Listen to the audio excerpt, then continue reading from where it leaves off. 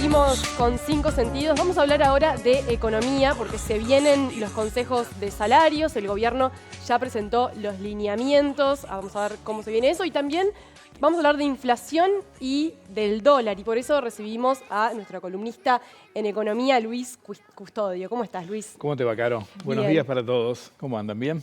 ¿Cómo viene el tema de la pauta? Bueno, estas semanas, estos días son tranquilos porque son en realidad jornadas donde cada sector hacia el interior, tanto empresarial como sindical, están evaluando lo que surge de las pautas del Poder Ejecutivo y definiendo estrategias, ¿no? De qué manera pararse, porque no nos olvidemos que lo que define el Poder Ejecutivo en realidad son salarios mínimos y son pisos. Entonces, a partir de ahí hay algo más para ganar, hay algo para mejorar. Todo eso es este trabajo previo a empezar a citar a los grupos. Recordemos que son unas 170 mesas y contamos las que terminaron ahora en julio, las que terminan en julio, agosto y diciembre, alrededor de 700.000 trabajadores, un poquito más.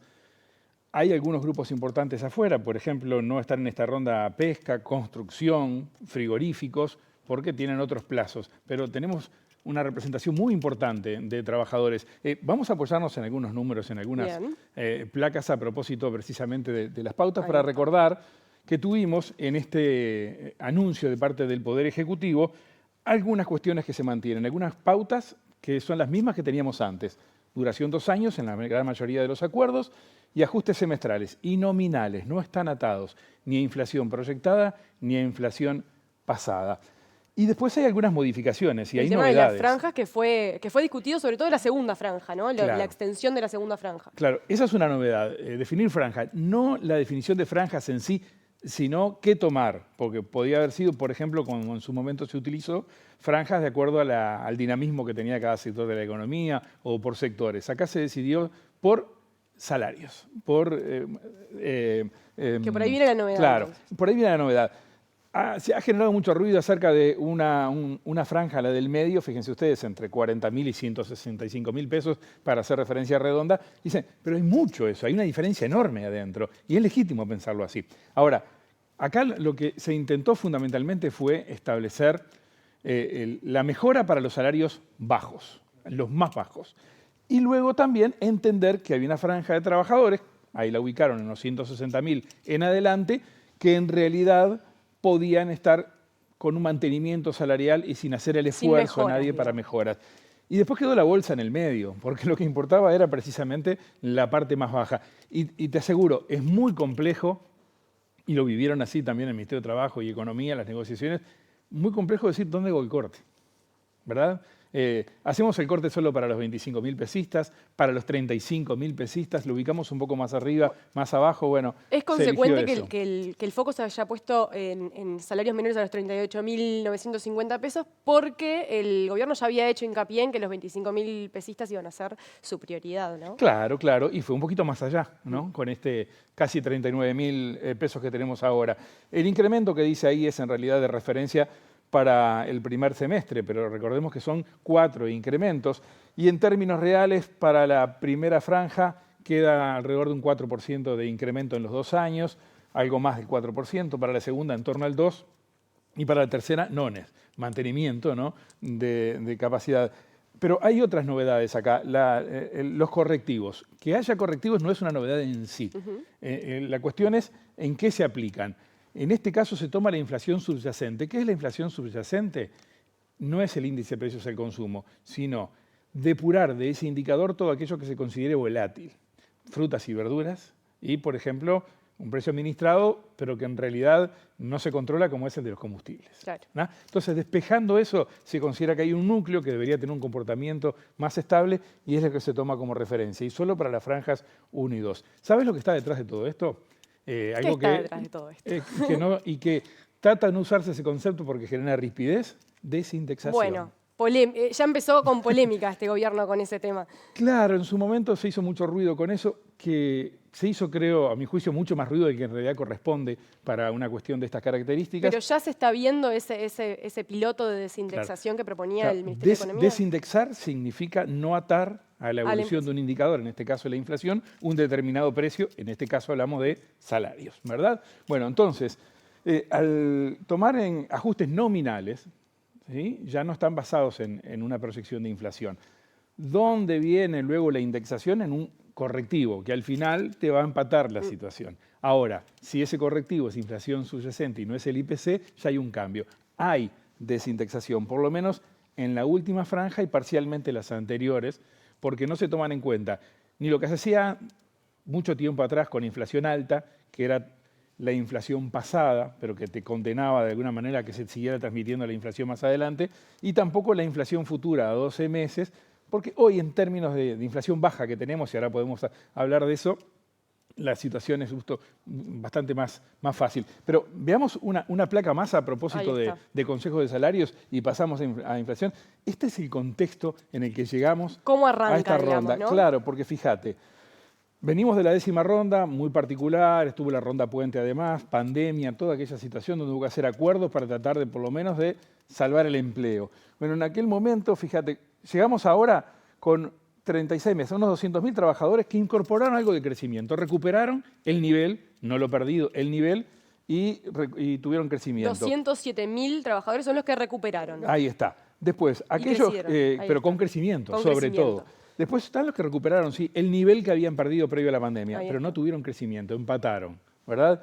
Y todavía hay unos 600 trabajadores en 2 mesas que les falta recuperar. ¿Para qué mostramos esto? Porque en definitiva este es el clima con el que se va a negociar. Las demandas mitad y mitad van a estar prácticamente, ahí. ¿no? Podemos decir mitad, que sí. Mitad sin crecimiento, Claro, una mitad con crecimiento, una parte con crecimiento y otra. Exactamente, hay cuestiones, claro, si alcanza con recuperar, con que hay una bolsa que perdiste de ingresos, que no tuviste, recuperaste el nivel nada más, o si también una cuestión de crecimiento y que se aspira ahora, sobre todo para los sectores más bajos. Pero detrás de toda esta historia está la inflación, sin dudas, porque ese es un factor decisivo, es lo que generalmente se estabiliza, es un impuesto para las clases más vulnerables, porque en definitiva te come salarios, te come ingresos y te hace muy caro todo.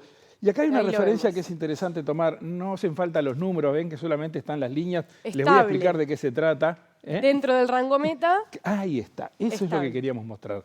La evolución del índice de precios al consumo, la inflación mensual a 12 meses, o sea, acumulado, es la línea azul. Las bandas rojas es el piso y el techo de lo que antes era el rango meta y ahora este Banco Central quiere nombrar como rango de tolerancia. O sea, esto es lo que toleramos, no es nuestra meta. Nuestra meta está más abajo.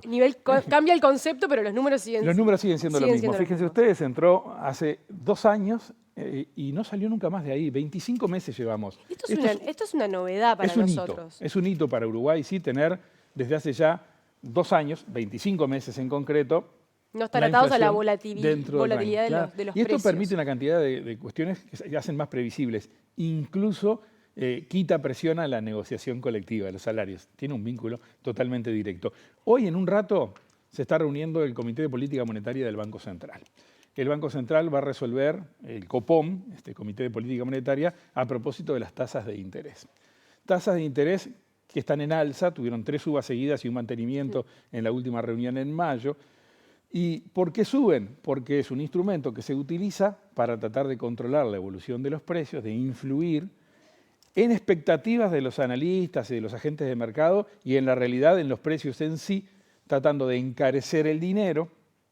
Pueden generar algún ruido desde el punto de vista del crecimiento de la economía, pero mengua lo que puede ser consumo, gasto y demás. Tratar de que los precios no suban tanto, ¿verdad? Bueno, ¿qué va a hacer el Comité de Política Monetaria ahora? Porque le están pidiendo que empiece a bajar.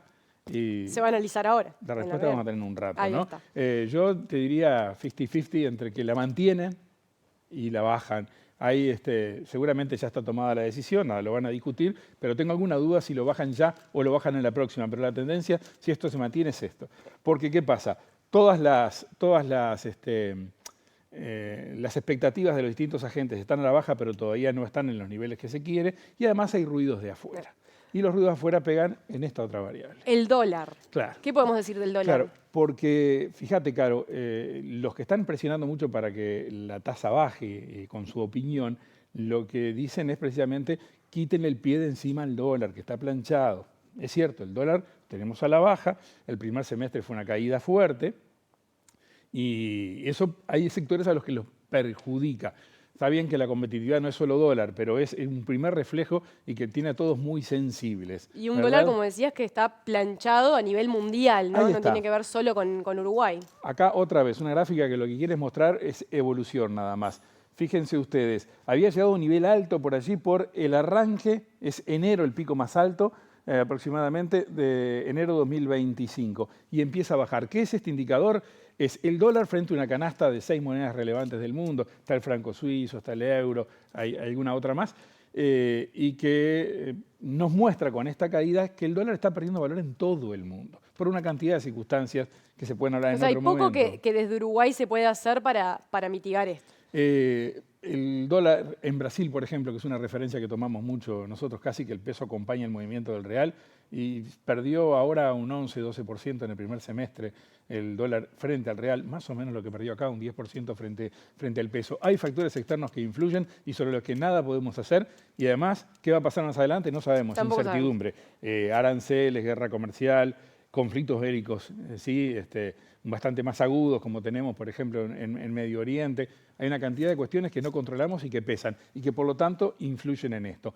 Acá, si viene un alivio para el dólar con una tasa de interés un poquitito más laxa, menos contractiva, bienvenida para esos sectores. Pero no creo que cambie tanto la pisada. Veamos qué hace el Comité de Política Monetaria hoy. Vamos y eso a va ver a abrir opiniones. qué pasa entonces. En las próximas horas vamos a tener novedades sobre esto. En un rato. Y esta noche en el informativo aquí del canal seguramente estaremos también hablando haya novedades. Sí. Buenísimo. Luis Custodio, muchísimas gracias. Y A nosotros vos. nos vamos a una pausa y enseguida volvemos.